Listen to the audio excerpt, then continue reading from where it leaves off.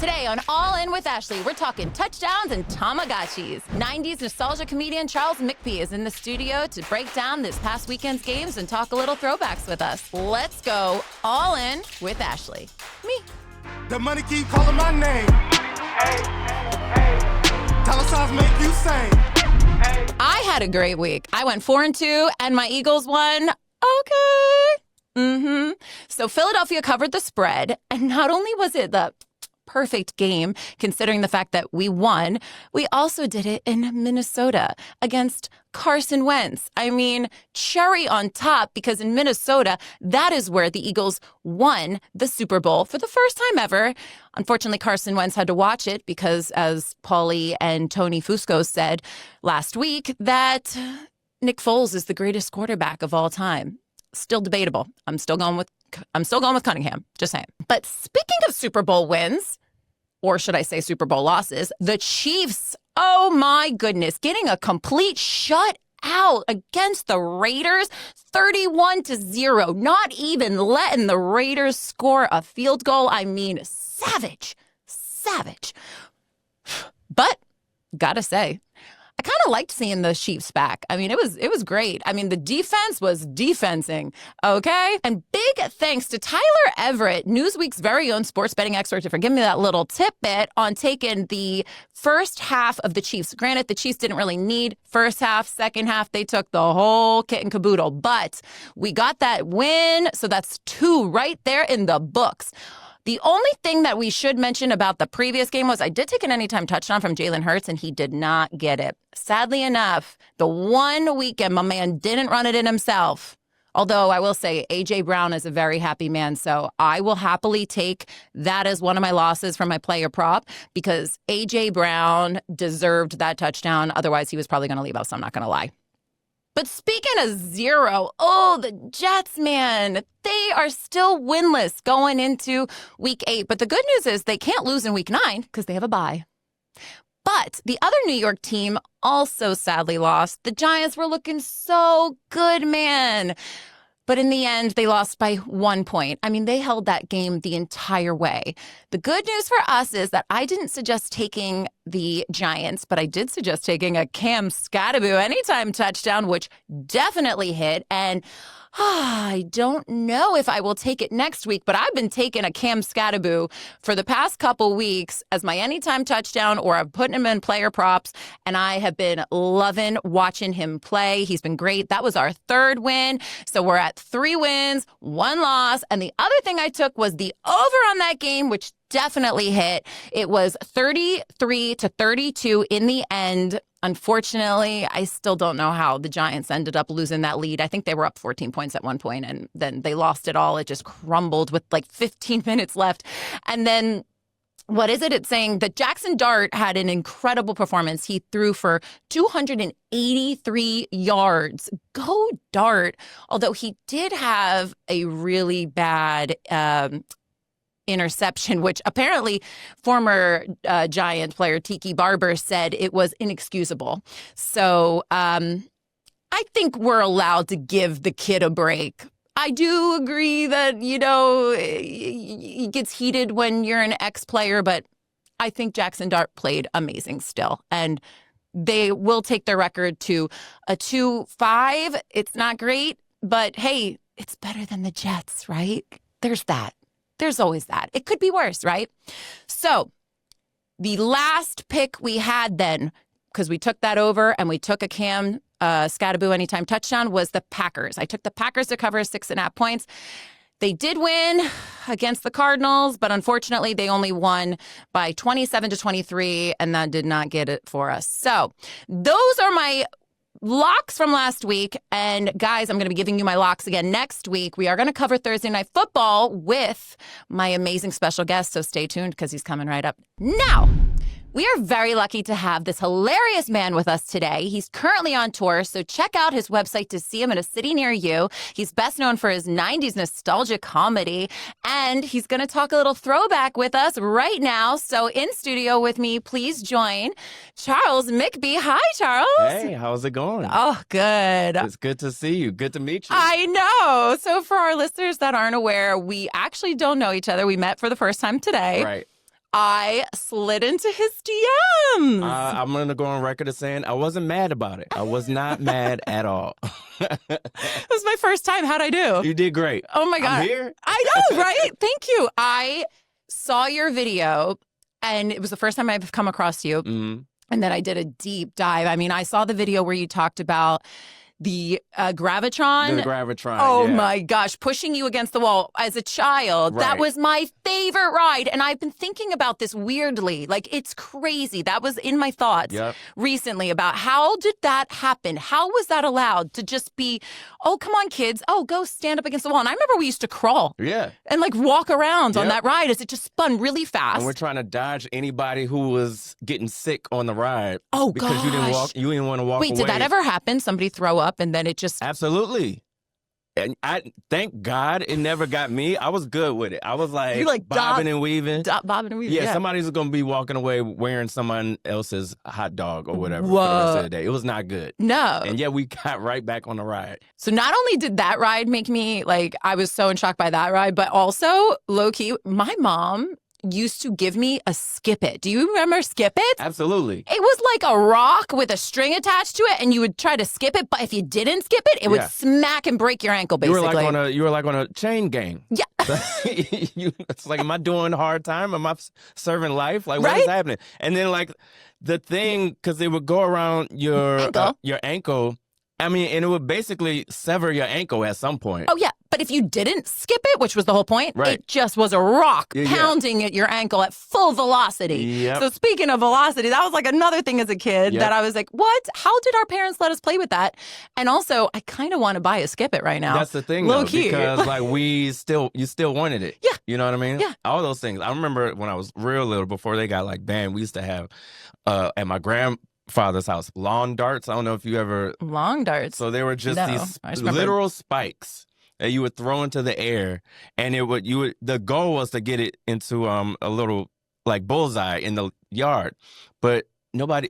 It was just that sounds fancy. Down. My mom just used to put a piece of plastic down, some soap, and call it a slip and slide, and say, "Go have fun on rocks." Yeah, like, go. Yeah, no one checked for rocks. The DIY slip and slides were always like you would launch into another person's yard. Oh yeah. You think put a little bit of soap on there and go flying. Yeah, nowadays kids don't do that stuff. And also, I mean, look, games have changed so much too. So how do you think as a kid to now it's changed going to football games and sporting events? Oh my gosh. First of all, just the cost to go. I know. Like, here's the thing.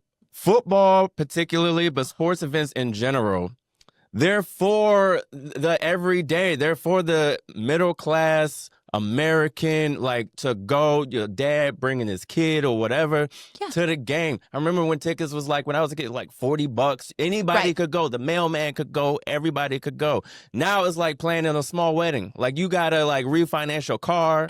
You got to, like, get if you can even afford to bring the car, because parking costs so much money. Oh my. Parking. But first of all, I paid, I think, $20 for a beer. And I was like, what? I could get 4 6-packs. What is this? Yeah, it's crazy. Two pretzels is like $65 and some artisanal beer that's just like, I don't tighten. It's highway robbery. It's highway crazy. robbery. It's insane. And yeah, the parking, you're going to end up in like a crime zone somewhere.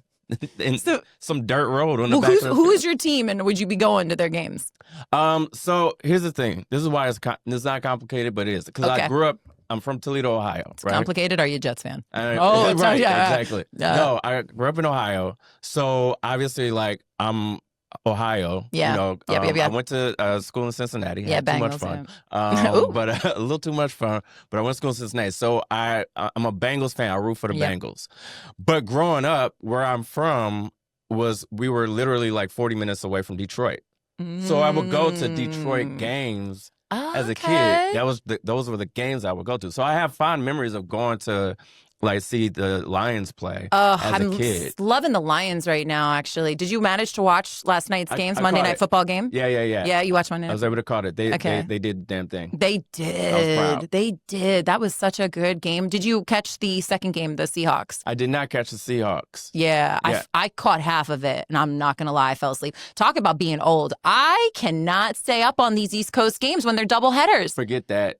I am so tired. I was like falling asleep. Like, I got this. Nope, I don't. And I fell asleep with the TV on. No, sometimes like somebody, because I'm a comic, and younger comics want to hang out, and they'll be like, oh, I'll come pick you up around 10:30. I'm like, I'm getting up to go pee at 10:30. Like, don't bother me. Do you schedule your pee? Never call me ever again. You want me to leave the house at that? No, that's not happening. Yeah. Oh my gosh, that's hilarious. Well, okay, so you're a Bengals fan, but you also are rooting for the Lions. So if the Bengals were to play the Lions, who you're cheering Bengals? I'm going Bengals. You're going Bengals. Yeah, I'm going with the hometown team. Oof, you guys have been beat up a little bit. Yeah, I mean, it is what it is. Yeah. It is what it is. I don't know. Every year it starts out with, all right, we're gonna do it. And then slowly reality sets in. You're like, everybody's hurt. Everybody's injured. What's happening here? By the way, I saw a viral video right now. Sorry to go back to the Jets, just because they're winless and I feel so bad. But I saw this kid who just looked so defeated after the game. And they asked him, they said, how do you feel after the loss? And he goes, I hate this team. He goes, I'm going to be a fan for life, but I hate this team. Yep. And I just felt for this kid so bad. And I just thought, oh, man, you have years to go, kid. Like years. Because listen, my team also only got good more recently. We were terrible for years while I was growing up. And I felt that pain. Yeah. Like going to the games. I mean, I've never been 0-7 like that bad. Yeah. But I mean. And you're what, LA? No, I'm Philly. I'm Eagles. I'm an Eagles fan. I'm an Eagles fan. Yeah. I mean, I technically live in LA, but really I don't. Please don't rob me. I'm not at my house. I probably. I haven't been there in a while. No, don't even mention that. Please don't rob me. Please don't. I mean, I'm there all the time. What do you mean? I live in my apartment. I have a SWAT team in my living room right now. Don't even try it. Yeah, LA is wild. LA is wild. But yeah, I mean, talk about fair weather fans there, though. Every time I go to a game in LA, whether it's the Chargers or the Rams, the entire stadium at SoFi is completely covered by the opponent. It's never any real fans. I feel like no matter what, unless it's like the Lakers, and no matter what, LA is not like. Or Dodgers. They got Dodgers. That's true. And they're diehard Dodgers fans there. I will say that's the one. Baseball is their one thing. And they're going to the World Series, which is amazing. And we'll be talking about that on Thursday. So I'm excited. There you go. Yeah. But let's talk about the LA Chargers throwback mustard golden bright yellow uniform. Speaking of which, I think here's the thing about the uniform. I feel like on paper, it was like, okay, I see what you're trying to do, going back to the old school, like trying to revisit some stuff. And maybe even like on a phone or on maybe they put it up on like a screen and was like, okay. Oh, that's cool. It's cool. Yeah. I see what you're doing. Mm-hmm. In person, it should have been like, my eyes. What is happening? Why do I have bananas running up and down the field? That's what they were calling them, bananas. I mean, my eyes were hurting. I am surprised that the Colts were able to still win and not be. I don't know if maybe I think the other team, they were just distracted. I think the Chargers were distracted by each other. Yeah, they didn't know what to do. I think their eyes hurt. Yeah. It was crazy. And by the way, I thought it was a throwback. It's new. They created that. Yeah. They wanted that. Yeah. Somebody said, you know what's a good idea? Let's go all yellow. Let's go all yellow top, yellow bottoms. Let's do even yellow socks for most of us. Change the team to the Teletubbies. That's what we're doing now. Oh my God, it was a Teletubby. Speaking of which, I almost came in an all purple outfit and I was like, I'm gonna look like Barney. He's just gonna straight up call me Barney. But wild. It was. Okay. They need to it was just like It was bright. In fact, actually, Scott Hansen on Red Zone was calling it by the way, friend of the show, was calling it mustard. And I'm like, Scott, even. I love you. It ain't mustard. No, not even. That is not mustard. Mm-mm. That is straight like burn your eyes yellow. Yeah. Like That's Big Bird. it was Big Bird. It was. Yeah, it's not good. Not they good. should have ran that through because they did a video where it was like a fake video. Obviously, it was staged, but like where the team, like people were like reacting to it. And they were like, "Oh, this is cool." Like that is not. You don't think this is cool at all? No. Not at all. They should have ran that through like some kids and like they should have went to like in the hood. They should have went to the hood, had somebody wearing an outfit, and be like, "What's going on?" Let a 14-year-old Puerto Rican girl would have lit them up so fire. They would have been like, "Yo, burn these outfits, burn these, never again."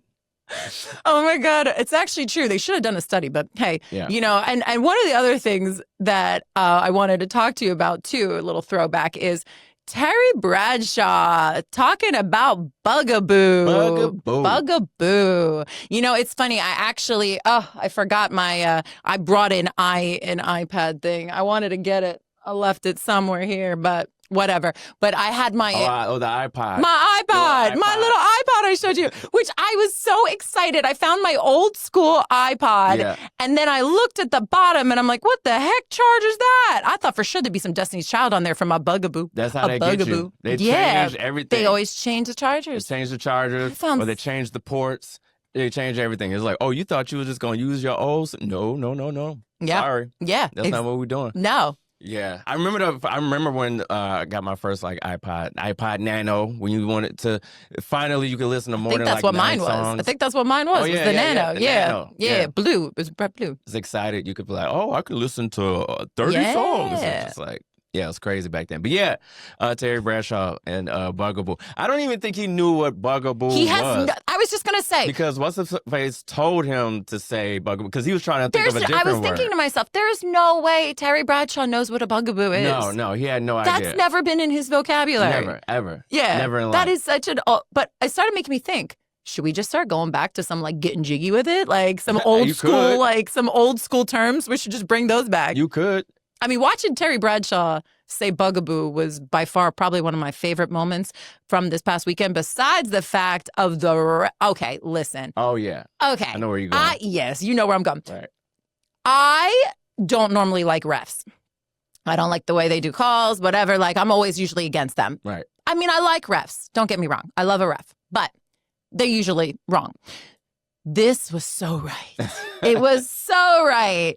So Nate Jones, I mean, he comes in for the save on JSN, who got into an altercation last night. Which wasn't his fault. It wasn't. So basically, last night's game against the Seahawks and the Texans, they threw an interception, and JSN comes running after, and there's like his helmet gets tipped off. And then he kind of like gave him a little shove out of bounds. Mm-hmm. But then you could see he's immediately like, oh, I'm on the sidelines for Houston. Whoopsie. Like his face instantly just like drops. And immediately all the Texans just come running. Like, you I mean, imagine? because he saw like a bunch of humans coming at And him. he got thrown and pushed into the bench, pretty much. Yeah, he did. And he put his hands up like this. And he's like, help me, help me. And so he's got his hands up like this. And then it's like, oh. Yep. And then it comes Nate Jones comes running to the rescue. And he just like bear hugs him and is like, I've got you, boo. I've got you. And just like guards him. It's like when you're watching like nature channels or something like that. Like a mama bear. Yeah, it's like a cub or something is in trouble, and all of a sudden, just like the herd just comes and rescues at the last minute, and all the coyotes just scatter or whatever. Yeah, it was wild. It was crazy. And I actually immediately, while watching that in the morning, because I did fall asleep, I'm not going to lie. Yeah. But when I watched that, I thought to myself, whoa, like, who is this guy? I got to learn everything about him. So I did. And it turns out that he was ex-Cowboy, which I still do love him. I still do love him, even though I'm an Eagles fan. So he was a defensive end, and he was drafted 7th round in the 2004 draft by the Cowboys. And immediately Dallas fans came and said, that's our guy, that's him. And he just like, I think as a ex-player kind of knew what's up, like saw it and was like, I've got you. The look of absolute terror on JSN's face was, I felt for him.